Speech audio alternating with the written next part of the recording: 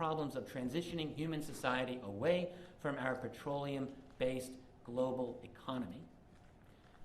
Now, listen carefully to what I'm saying next. Don't misread what I'm going to say here. Promote a federalized global system, not under corporate domination and with a global Bill of Rights. The example, I think, to keep in mind is that of the United States Constitution itself. We fought for independence and we had a confederacy for a while. Didn't work very well. 13 states, 13 foreign policies, 13 currencies, 13 tariff policies. Massachusetts wants tariffs. Rhode Island says, no, no tariffs. There goes Massachusetts policy. It didn't work. The states were easy pickings for European powers that they kept this way. They couldn't do it. You couldn't manage it. They had to federalize. The problem, though, was that the anti-federalists, who were patriots, people like Patrick Henry, said, no way. They didn't fight this war to have another king. My state is sovereign. Go to hell. Well, the great compromise was our Constitution, and it's really a work of political genius. And the way that they made it work, of course, is the Bill of Rights. And that and the balance of power between federal and state authorities. It's never easy, but it's always possible. And so the Bill of Rights was the protection that the anti-federalists desired and needed, and we all need. And the federal system, at least as it was originally conceived, I think, was a very good solution to that problem. We're not in the world of 1787 anymore. We're in a different era. We have to recognize this. We are in a world of total technological interconnectivity. And we are also in a world of multinational, transnational corporations that are more powerful than most of the nations they inhabit.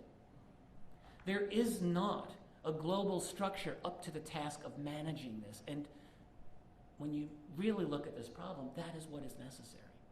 The problem, of course, is that it's letting the snake into the garden.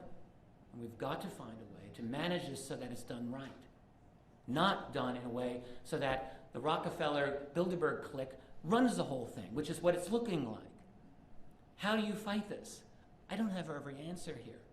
I'm seeing the problems. We have to find the solutions. But that is the problem. It's got to be dealt with. We also need a global culture that will facilitate the meeting of the ET challenge. Ask yourself, how well prepared are we as a society to deal with this? We all have family reunions. Okay, I've got relatives. Some of them are not ready for this. Some may be.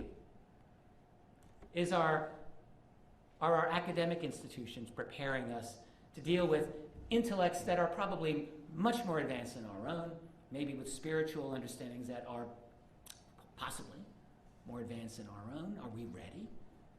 Does our television culture prepare us?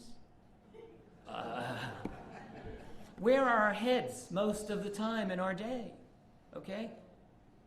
We need to step up our game to deal with them, and we need to facilitate a culture that will enable us to do that. In short, Mr. President, you need to help oversee a radical transformation of our civilization. Not easy. Of course it's not easy. It's got to be done. How would this affect us? Energy. We all talk about free energy. I would love to have free energy. I'm not sure I want my next door neighbor to have it. I don't trust him. He's a bit of a problem. Here's the thing. You can have something that will heat your home for free forever, and that's great. Portable, cheap energy won't just do that. It will revolutionize the entire world in ways that we really cannot imagine even now. But there's a problem, because if it can do that, you might be able to make a really good bomb out of it. The technology might be there, and there's got to be ways safely to manage it. And not only that, the energy that allows us to clean up the environment, well, that's good. But really, as I'm going to, again, jumping ahead of myself here, but it's possible to consider that the main problem to our global ecosystem isn't just pollution. It's just the fact that human beings have scurried around all over the world like termites. And if we have free energy, That just would make it easier for us to do that. So we've got to be careful about this as a panacea. The acknowledgement of an ET reality also might incorporate other new technologies I almost can't even imagine. Transporter technology. Think about how our world has changed with telecom technology just by itself. We go from the early cell phones that are, as big as an arm almost, right, to these little devices that you can have the entire world in your hand. How it's changed our culture, social attitudes. Not always a bad thing, but it's going to bring a lot of change, and it will be disruptive to the society, and we just have to be ready for that. Changes of the global financial picture. Look, if we have something to replace petroleum, most of the global financial community is based on petroleum. Most of the energy that goes into making anything that you can hold in your hand, 90% of it's the cost of the object is mostly the energy that went into it. So if you go from petroleum-based to create and then transport this object, now you go to something that's almost free. Well, that's great. But what will happen is that the global financial scene is going to go through a lot of permutations, instability. And you just have to be ready for it. We might think, well, big deal, good, that's great. Oh, well, it's great, but at the short term, by which I mean maybe 10 or even 20 years, is going to be very, very bumpy. Get ready for it. Changes in biotech. Let's say we develop a way to live 300, 400 years. Is it really outrageous to think that? I might want to live a little longer than 80. Maybe when I'm 250, I'll think, yeah, I'd like to go another 200 years. But you have to ask yourself, if we do that, what kind of world will this be? And I'm not saying we shouldn't. Would we all have children? We're going to have a world in which the average age is 200? My own observation about people is they kind of shut down after the age of 30. And let's face it. Where do we get change in our world? Not present company excluded. Where do we get change in this world? It's from generations, not from people.